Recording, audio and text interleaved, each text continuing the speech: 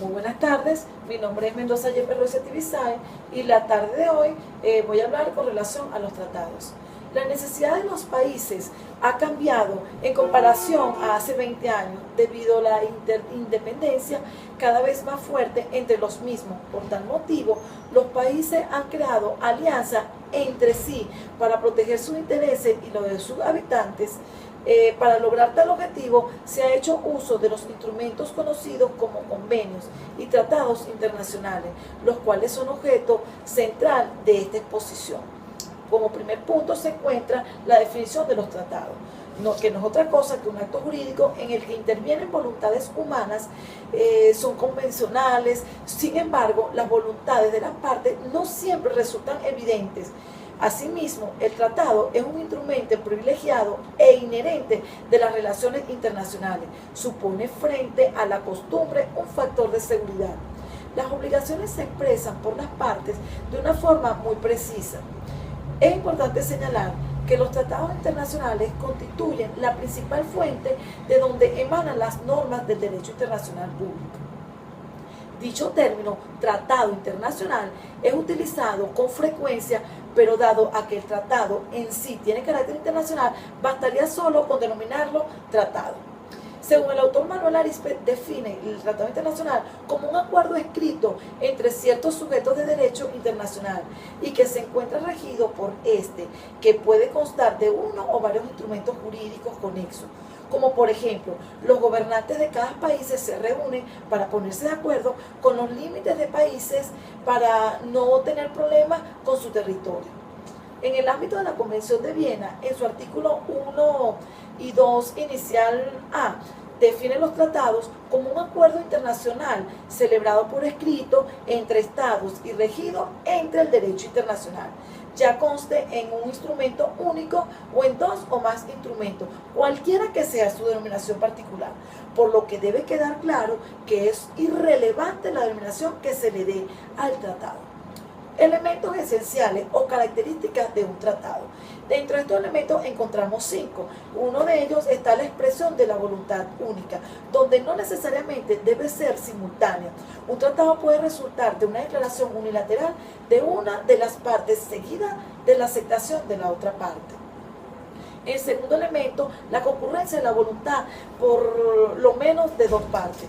Estas solo son obligatorias para el Estado que los emite, bien sea por vía oral o escrita. El tercer elemento se encuentra, o puedo citar, que las partes de un tratado deben ser sujetos de derecho internacional.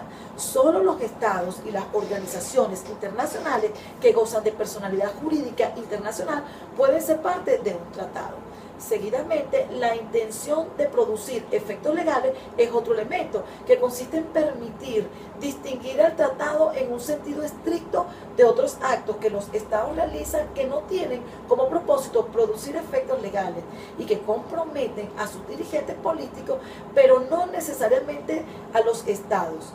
Y el último elemento sería regido por el derecho internacional, que es un elemento esencial. Solo aquellos que estén regidos por el derecho internacional serán considerados como tratados. Clasificación de los tratados. Según la materia, pueden ser políticos, comerciales y sociales. Los tratados se caracterizan de carácter político, son aquellos que se celebran con la finalidad de proteger intereses particulares de los estados. Buscan que las leyes se respeten, como por ejemplo se encuentra el tratado de extradición entre el gobierno de los Estados Unidos mexicanos y el gobierno de Canadá. Los tratados comerciales regulan cuestiones económicas, como la reducción de aranceles por los productos importados, como por ejemplo los tratados de libre comercio de América del Norte. Asimismo, los tratados sociales son aquellos que tienen la finalidad de preservar la seguridad social e integral de los habitantes de los países, así como de su medio ambiente, de sus habitantes menos favorables.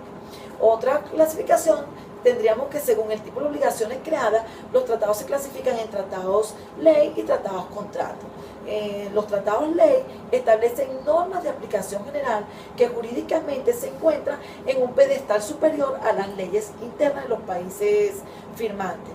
Y los tratados contratos suponen un intercambio de prestaciones entre partes contratantes.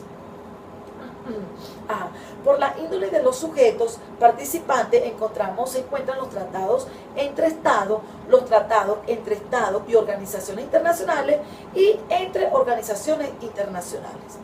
Por su duración se encuentran los tratados por su duración determinada y los tratados por su duración indeterminada. Los primeros se establece su tiempo de duración y pasado este tratado se extingue.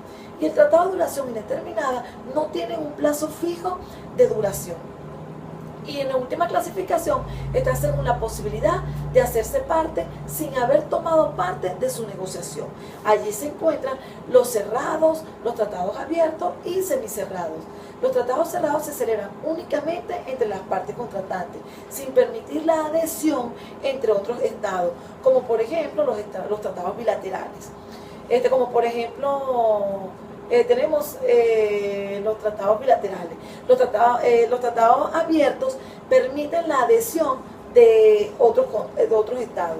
Y los tratados semicerrados son aquellos que entre estados pueden llegar a ser parte distinto a los estados originarios, pues figuran en una lista anexa al mismo tratado. Tenemos también los tratados por su forma de conclusión. Tenemos de forma solemne y simplificada. Los tratados concluidos de forma solemne, cuyo perfeccionamiento exige un acto de ratificación autorizada por el Parlamento, la intervención de un proceso formativo del jefe de Estado como órgano supremo de las relaciones internacionales y el intercambio o depósito de los instrumentos de ratificación. Asimismo, se encuentran los tratados concluidos de forma simplificada, que luego son enviados por el Poder Ejecutivo al Poder Legislativo para opinión y aceptación del mismo. Conforme al número de participantes, se encuentran también los tratados bilaterales, multilaterales y entre ellos los generales y los restringidos. Los bilaterales son concertados entre dos sujetos internacionales, los multilaterales entre dos o más sujetos. Dentro de esto se distingue, como dije anteriormente, los tratados generales, que son aquellos porque su naturaleza tiene vocación a la universalidad, y los restringidos son los que también por su naturaleza deben limitarse a un número determinado de estados. Tenemos también, por otra parte, lo que son la categoría de los tratados. Entre ellos se encuentran los tratados de cooperación e integración, que son arreglos que llevan a cabo los estados mediante los cuales se busca la promoción de asuntos de índole económico, social, cultural, agrícola, educacional, energético, entre tantas materias más. Los tratados de complementación económica son declaraciones realizadas entre dos o más estados para promover una más activa participación en la economía mundial de forma recíproca. Asimismo, se encuentran los tratados de paz en su acuerdo escrito que son acuerdos escritos entre naciones con conflictos para poner fin a una guerra. Los tratados de protección de derechos humanos, muy sonados por cierto, son aquellos acuerdos de voluntades que permiten crear una relación digna y de respeto de un individuo integrado en un contexto social. Y también tenemos los tratados culturales, donde dos o más estados someten su reciprocidad cuestiones relacionadas a lo que es la cultura, tales como lo que es intercambio educativo, reconocimiento de títulos y facilidades artísticas. También tenemos los tratados políticos, que buscan garantizar la participación ciudadana a través del voto, como la creación de instituciones para velar por tal cumplimiento. Los tratados de navegación son convenios entre países que estipulan para favorecer recíprocamente su tráfico marítimo exterior. Tenemos los tratados de alianza, que no son sino que tratados de unión entre dos o más estados con el propósito de defenderse mutuamente contra ataques armados. La denominación de los tratados. Un tratado en particular puede denominarse acuerdo, convenio, convención, carta, que normalmente se usa para designar a los tratados constitutivos de organizaciones internacionales. También se le puede denominar estatutos, compromisos, concordato, el que regula las relaciones entre el Estado y la Iglesia, y protocolo, que es la complementario de un tratado anterior. Bueno, entre otras denominaciones. Celebración de los tratados internacionales. Esta tiene una serie de fases. Una primera fase, que es negociación, comienza en el Poder Ejecutivo. Para ponerse de acuerdo en el texto a tratar, un requisito indispensable es la negación. Se considera que son estados negociadores aquellos que participan en la elaboración y adopción del texto. Asimismo, la adopción o consentimiento en la firma de un contrato se realiza por el Ejecutivo y consiste en adoptar firma. Adoptar significa consentir que todos los participantes se pongan de acuerdo en su redacción definitiva. Esto lo encontramos reflejado en el artículo 9 de la Convención de Viena. Autenticación. Este acuerdo queda fijado de manera solemne como el contenido definitivo, auténtico e inalterable del tratado, según el artículo 10 de la citada Convención de Viena de 1969. La autenticación se hará de modo previsto por la Convención o por otro acuerdo de los Estados. Presentación del consentimiento. Los estados participantes deciden en esta fase si quieren ser parte o no del tratado. Si aceptan, se someten al tratado, y los que no aceptan simplemente no quedan obligados. En la práctica, esta presentación del consentimiento se realiza bien de forma solemne, que es la ratificación, o de forma simplificada, que no es otra cosa que son las notas reservales. La capacidad para celebrar tratados internacionales. Tienen competencia para celebrar tratados internacionales los representantes de los estados con plenos poderes según el artículo 7 de la citada Convención de Viena sobre los derechos de los tratados. Sin embargo, hay determinados casos estatales que tienen facultades para celebrar todos estos actos.